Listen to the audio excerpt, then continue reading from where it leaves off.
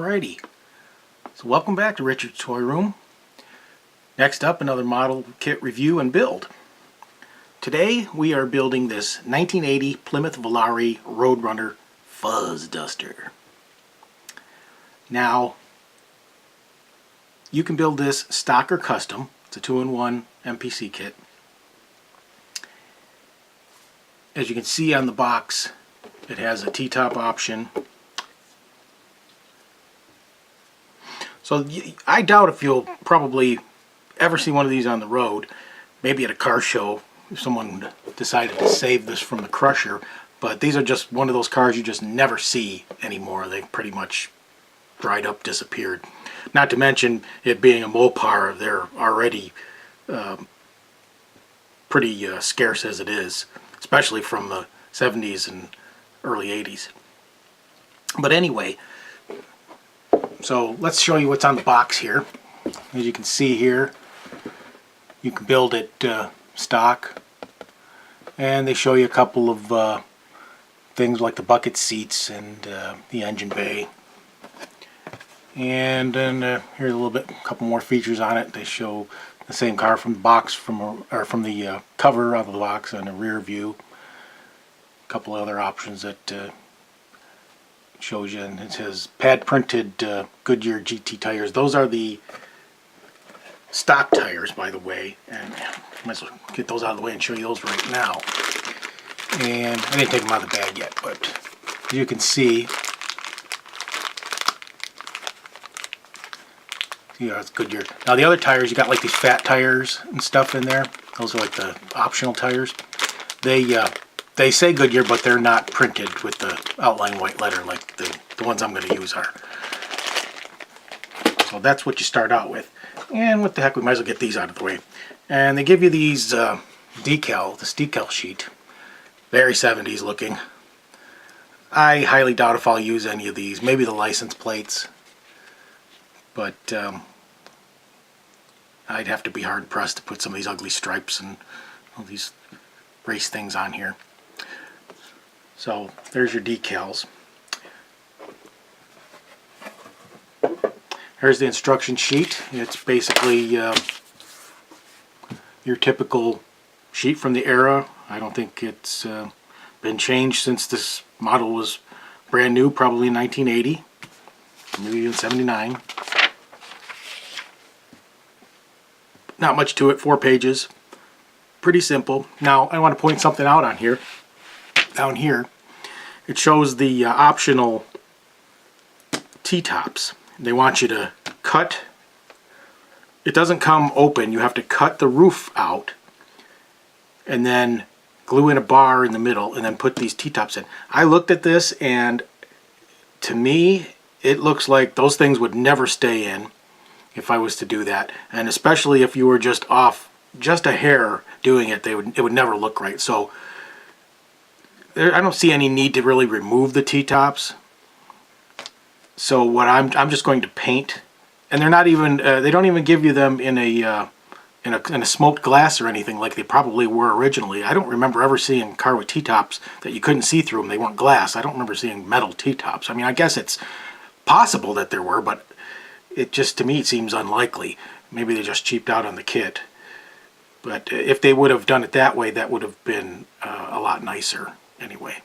So I'm just going to paint the roof panels like black or something and make it look like they're just T-tops already in place. So just wanted to point that out. I will be building it pretty much stock as far as I know. I don't like customizing and hot rodded and whatever kind of kits. So let's take a look at the plastic.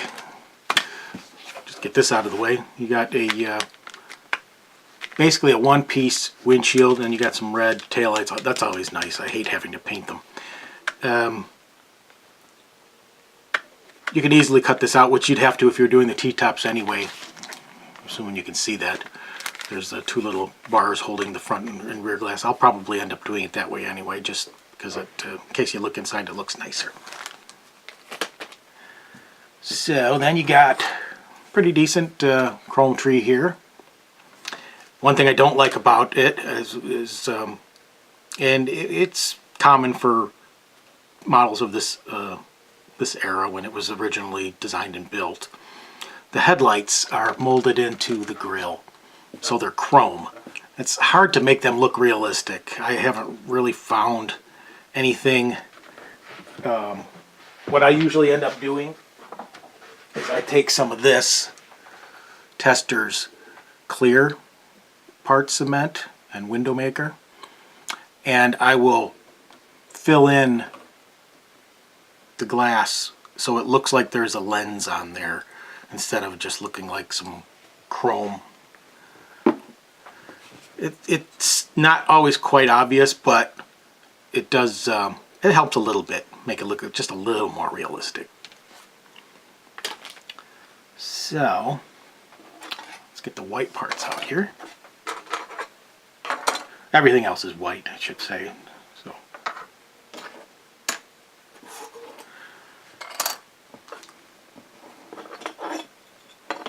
steering wheel came off one of the trees, I'm not sure which one. So here's all the white parts, I mean the non-body parts. The one thing I did want to point out, this one here is odd because these are plastic two-piece wheels, wheels and tires. They're marked Goodyear. I don't know why anybody would want to use these. That's like archaic. I mean, that was like what they did with models in the 50s. We'd have you paint plastic tires and glue them together. That's chintzy. So this must have been some kind of leftover from maybe when they first did the kit. It didn't have rubber tires. I don't know.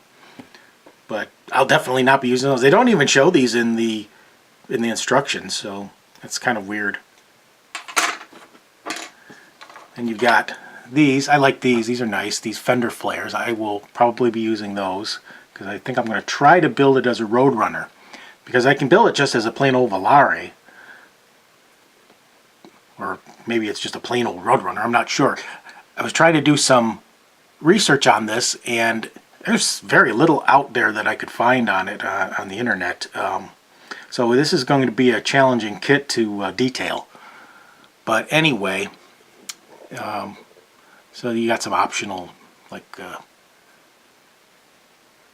rear, what do you call that? Rear deflector and the front air dam, hood scoop, which I probably will not use.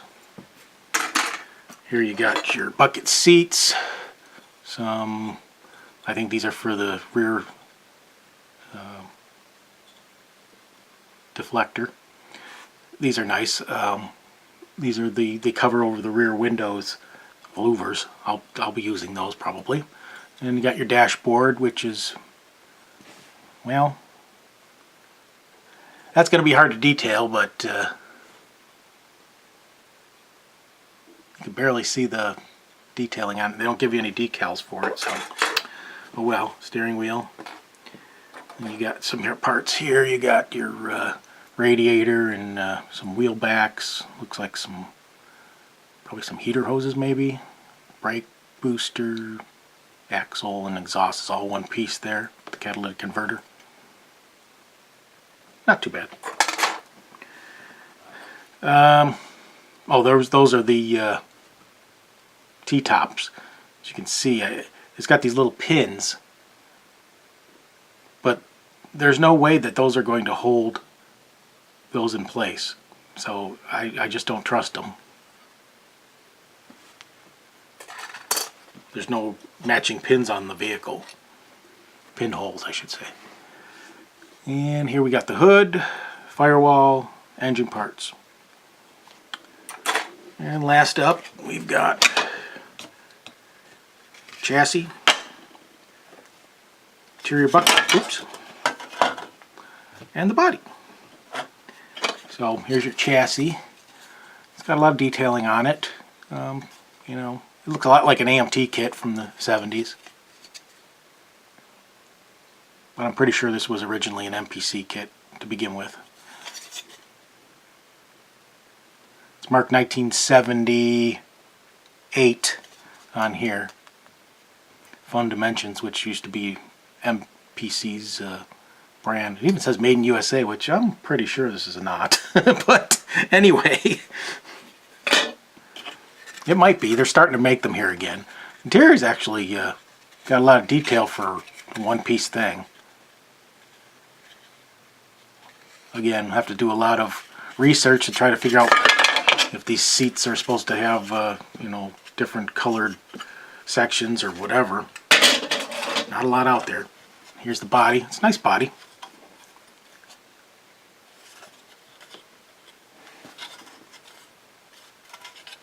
Molded pretty good.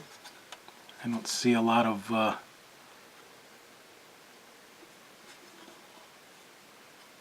issues with that. All looks pretty straight, and here's those T-top thingies, whatever you want to call them. I'm going to leave it. Yeah, matter of fact, the body says made in China, so I know they didn't make the chassis in USA and make the body in China, so they left that in the mold from the 70s. Anyway, this will be a fun little kit to build once I do a little research. We'll be back possibly with a progress update. If not, the next thing you're going to see is the finished product, so stay tuned. Okay, well, I was hoping to have this model done today. This has been dragged out for, oh god, weeks I think now. This model really is teetering on whether or not I'm going to actually recommend it or not. There's been so many issues with this, which I'll go over later in the video. But the point I'm at right now is I had it completely ready to go. The only thing I had to do was paint this black part of the T-top. Now the problem with this vehicle is the T-top was already molded in, as I mentioned earlier, and the only option was to either paint it in, you know, because, well, I guess I could have sanded off the details and left it as a complete hardtop, but I didn't think of that at the time because I wanted to make it the Roadrunner version, and I'm not sure if it had this molding or whatever. I don't think it did, but either way, I'm going off on a tangent here. The point I'm trying to make in this part of the video is I'm partially to blame for this. This was the only part that needed to be painted. Everything else was done. It was clear coated, except for one part. I didn't get a good clear coat on the bottom part of the body. It was a little orange peely looking, like rough texture, and so I wanted to give it one more coat so it would be glossy, because what I did was I used primer actually on this, gray primer, which I really liked the color, so I decided to get the same paint, Rust-Oleum, and just use a clear coat over the primer, which actually, if you look, it looks really nice, and I was really pleased with the way it came out. Except I had this one part to do, and I got a little lazy, and I thought, well, maybe I can just color it in with a paint marker. So I did that, and it looked terrible. I mean, literally, it looked like a 5-year-old kid did it with a crayon, and I was embarrassed, and I was like, oh my god, I can't do this. So maybe I can zoom in here, and you can kind of see if it'll focus. Doesn't seem to want to focus. Okay, you're going to be trouble with me today. Okay, let me just do this. Can you see all that? It almost looks like a vinyl top on there. So that was my sanding it down again, and then painting it with flat black paint, and then going over it with the clear coat, and it came out terrible. So I said, well, it's either dip this some pup in the stripper and start over, or cut the T-top roof out. So I cut the T-top roof out and I glued in the bar. I was just going to leave it like that, and I wasn't even going to put the optional T-tops on. I thought I'd just leave it as a model with the T-tops in the trunk. There's nothing wrong with that. So all I would have to do is paint this bar, because I even started painting the trim around the windows and stuff, and that was done. So all I had to do is touch up the parts on here where, you know, I'd cut the T-roof out and paint this bar and you know, match it to the interior, the red inside here, and I'd be done. But the point was, the clear coat needed one more coat because it wasn't shiny down below the belt line, and I wasn't happy with that. So I just took it out now and I gave it one more clear coat, and I came back to check to see if it was dry. It all started peeling, or whatever you call that, wrinkling. I noticed it here first, then I flipped it over and saw it was 10 times worse on this side. I was like, you gotta be kidding me. So I really don't have much of a choice at this point, because I've got so many coats of paint on this that there's not going to be any detail left. So here's the super clean. I'm going to start over. There she goes. Can't turn back now. We'll come back in a couple hours, brush her off, and start over. Well, here we are with the final reveal. Let me first preface that by saying I don't think I can recommend this kit to anyone. This thing turned out to be quite a hassle, and it really reminded me of when I used to build these MPC kits back in the 70s and 80s, and there was all kinds of issues with them. This one was just like that. There was also a lot of issues that had nothing to do with the kit, but was just, I must have been having a bad week or something, because anything that could go wrong on this kit went wrong. As you saw earlier in the video, I had to dunk this back in the purple tank, and we started out basically like a fresh new model again. I wanted to keep the same color because I liked it, and this, as I mentioned, was Rust-Oleum's gray primer, and I decided to just try clear coating it. Well, it still had issues with it even after that. I mean, you're looking at it from this far away, it doesn't look that bad, but you get up close and there's all kinds of problems. That a lot of what I did. So you see I ended up cutting the roof out, and here's the T-tops down here. They don't fit right, so I didn't put them in, but I just decided to I just painted the tops of them just to keep them with the car, just as so it's like a complete set. Now, get a better view. Here's the front. I tried to do it like a Roadrunner.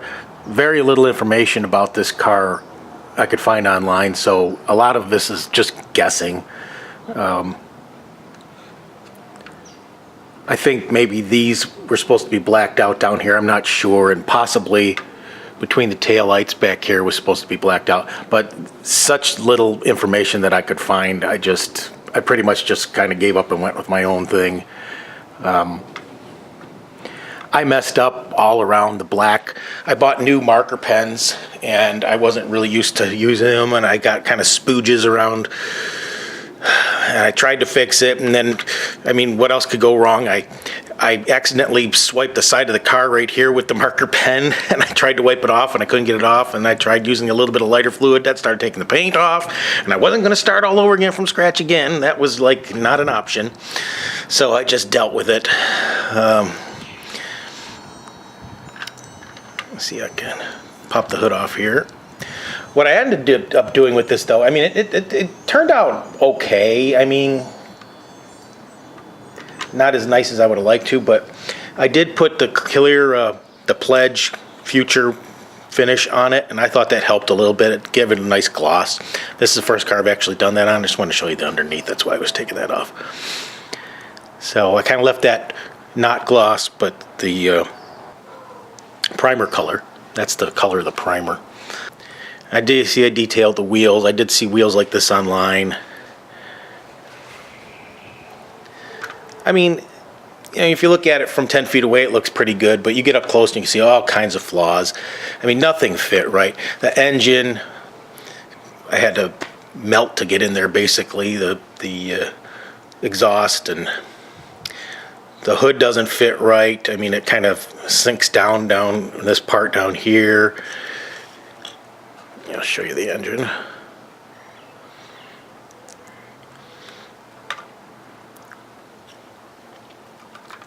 The mirrors were malformed when they were made. I tried fixing that. That didn't quite work out right. I messed up here. When I went over it before I repainted it, I sanded it, but I guess I didn't get a good sand because I could see sand marks through the paint. I mean, it's like probably one of the worst kits I've done in a long time. I'm not proud of it, and I'm almost embarrassed to show this video of it, but just goes to show you that, you know, even someone that can do pretty decent work has a bad day once in a while. You can see I did the dash and stuff in the interior. I mean, best I could. I mean, my hands shake sometimes. You can see up here where I messed up. I tried to make it a little thicker to hide where I messed up instead of trying to repaint everything. The bumpers didn't fit well. I mean, just everything on this kit was just a pain in the butt.